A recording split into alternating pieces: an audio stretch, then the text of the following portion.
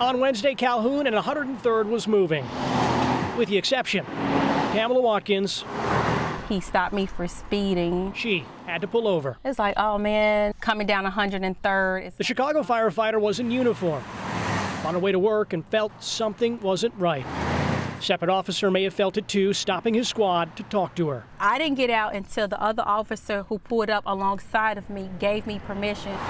That's when the officer behind me got out, his hand on his gun. Get in the car, get in the car. You feared for your life? I did. Watkins says the verbal abuse. Get in the car, get back in the car. Turned physical. He was like, this is where the door slammed. He didn't care that your foot was in the way. No, and then he did it a second time. She's wearing bandages rather than a cast. Her heavy work boots lessened the impact. This is what saved. Should this cop be on the streets? No. She would know. For more than 16 years, Watkins was a Chicago police officer who also pulled over cars. I work with some really great police officers. According to the Citizens Police Data Project, the veteran officer in question received at least 17 complaints and was disciplined at least once since 2011. We all are not bad. We all do not condone this behavior. This week, Watkins received a ticket, an injured foot, and word her case is under investigation. IPRA has contacted me. And a spokeswoman for IPRA confirming tonight there is an independent investigation, and that includes a review of video from the stop. Sometimes the novelty of nature It always comes down to composition and lighting. becomes the focus. A photographer, Josh Zelke. The shooting in Sanibel was so beautiful. But back in May, a trip to a Florida beach involved his lens and what he spotted with his eyes. What didn't really look like a camera at the time, it was all rusty and had barnacles on it. He took home what remained of a waterproof camera once looking like this. Yeah. Carefully cut out the memory card from the layered grip of the aged calcium and debris. Well, And to his surprise, here's a whole variety of these family photos. the mutilated memory card revealed someone else's memories. I do it as a career, so I mean, to lose an entire group of photos would be devastating for me. So a man taking photos began looking for the strangers in about 170 found photos he rescued from a watery digital grave. It basically comes down to I'd like someone to do the same for me. He shared his find on Facebook, The first day it was about 200. and the shares kept coming. It blew up big time. How many shares? It's up to, well, it got up to 3,000 plus. As soon as the shares started happening, I was like, this is gonna happen. I'm gonna find these people. After only 11 days, the owner of the calcified camera came forward. He found it about a block away from where I lost it. West Palm Beach, Florida's Kristen Cirillo says she lost the $200 camera about 5 years ago on vacation, but the images inside were far more valuable. They are priceless memories, and I love looking at them. It's really fun to look back and remember that trip. To hear their excitement is the best part of it all. He's just an amazing soul. Zelke may prefer to take pictures, Oh yeah, but it's what he returned that's leaving a lasting impression. it was awesome. It was such a great experience. Jeremy Ross, CBS 2 News. Piles of dirt and construction equipment will eventually be replaced by worship and song. $3.5 million plans for Grace Point Church include an auditorium for more than 500, a kids center and lobby totaling more than 19,000 square feet. This is going to be our new worship space come October. And Pastor Ben Lamb says his congregation was outgrowing the space at a nearby elementary school, and they needed $300,000 to secure a building loan when a kind of angel showed up. this lady is unbelievable. And I'm lucky to have good friends around me and family, and I have found that in this church. This woman asked we not show her identity. She provided the money with a single coin. It's 1866. It's a double eagle, $20 gold coin. It's a proof coin. It's never been touched.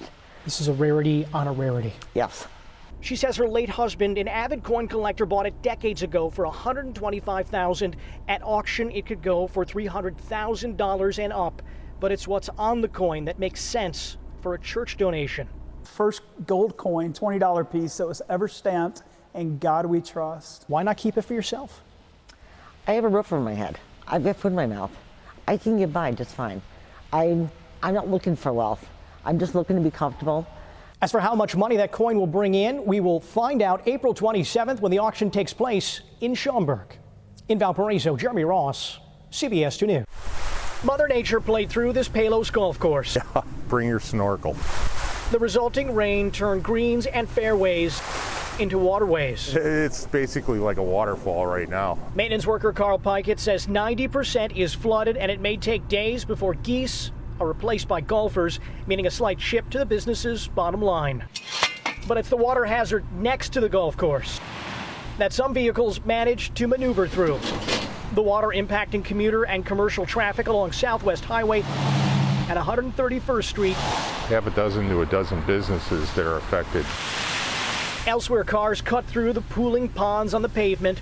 Bumpers in Bucktown managing to keep above the water line as debris clogs drains, creating city flooding pains. This is amazing. You ever seen anything like this? Not this bad. This is the worst I've ever seen. You bother with a putter, or you just bring a pontoon? I think you're gonna need a pontoon. Gary Balakit plays this course. Now he barely recognizes it. This is unbelievable. For now, golfers like him will need to take a rain check. Cars nearby will need to take a detour. If you're coming out to drive, I'd say bring a canoe. And as long as that area looks more like a lake and less like a roadway, it will remain closed off. IDOT telling us to expect it to be shut down for the morning commute and possibly for the next few days going forward, though they'll monitor the situation. A shooting sent investigators to an alley Monday night. It went in through here and out down here. A bullet was sent through Sylvia Berger's leg. It didn't hit bone. There were other gunshot incidents last night, and I heard one person didn't survive. I was in disbelief. Are you lucky to be alive? Yeah, I am. You've heard about all the shootings in the city. Did you ever imagine that it would be in your back door? Absolutely not. Bianca Berger says her mother was helping to unload the car when another pulled up in the area of Erie and Walcott. A person got out, a robbery began, followed by a struggle and one gunshot. It was loud and very hollow. Sylvia Berger describes one neighbor tying a tourniquet on her leg, another helping her stay calm. Others on the block reviewed home security footage to try to help police find the getaway vehicle. We need to be on the lookout for our neighbors even more. I do hope that they're found and that it doesn't happen to someone else. Sylvia Berger was visiting from Utah with the intention of helping her daughter look after her grandchild. Now the family is helping her recover from a gunshot wound. And we need more cops out there. Now, police are telling us that no one is in custody. The family reaching out to city leaders asking for additional patrols in the area going forward. Amazingly, Sylvia Berger is hoping to get back to full health. Doctors telling her the reason for that, when the bullet went through her leg, it managed to miss both bone as well as arteries. Live in the control room, Jeremy Ross, CBS 2 News, Rob and Erica.